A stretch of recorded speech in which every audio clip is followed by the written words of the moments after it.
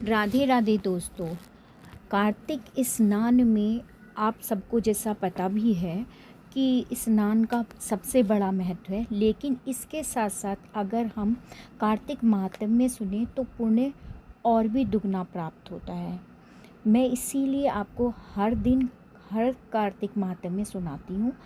आज कार्तिक माहात्म्य का छठा अध्याय है, वही मैं आपको सुनाने जा रही हूँ। छठा नहीं, सातवां अध्याय है, वही मैं आपको सुनाने जा रही हूँ। कार्तिक माहात्म्य में सातवां अध्याय। भक्ति भाव और स्नान करके ही इस माहात्म्य को सुनिएगा।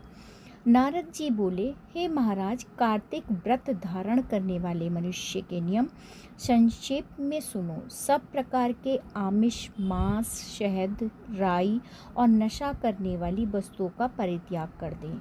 पराया अन्न, परद्रोह, विदेश गमन, बिना तीर्थ के अन्य स्थान में रहना छोड़ देवें तथा देवता, वेद, ब्राह्मण, गुरु, गौ, व्रती स्त्री, राजा और बड़ों की निंदा त्याग देवें। दाल, तिल, तेल, खरीदा हुआ पकवान, भाव और शब्द से दूषित वस्तुओं को छोड़ दें। जीवधारी का मांस, चूना, जबीरा का फल, मसूर, बासी अन्न न खाएं। बकरी, भैंस, गौ के दूध के सिवा अन्न, दूध और ब्राह्मणों से खरीदा हुआ रस, पृथ्वी से पैदा हुआ नमक, ये भी सब प्रकार छोड़ देवें। तांबे के पात्र में रखा हुआ पंचगव्य, पोखर का जल और अपने आप पकाया हुआ अन्न मांस के तुल्य कहा गया है।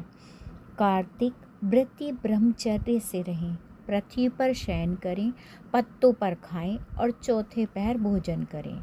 नरक चौदस को तेल लगाएं। इस तिथि को छोड़कर कार्तिक स्नान करने वाले तेल न लगाएं। घिया, बैंगन, कुम्हड़ा, कटहरी, तरबूज, कैत से सब छोड़ देवें। शिवद्रोही और वेद से विपरीत चलने वालों से संभाषण न करें और उपरोक्त मनुष्य और कुओं को देखें। अन्न को तथा दोबारा पकाए हुए और दुग्ध अन्न को न खाएं। विष्णु भगवान की प्रसन्नता के लिए सामर्थ्य भर चंद्रायणी व्रत को करें।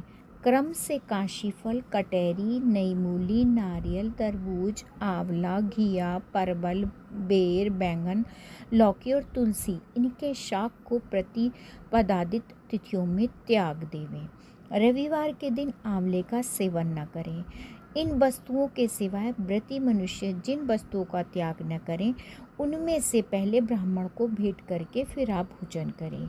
व्रती पुरुष माघ में भी उगत नियमों पर चलें और प्रदोभनी एकादशी में जागरण कृत्य करें। यथोक्त रीति से कीर्ति के व्रत करने वालों को देखकर यम के दूत भाग जाते हैं।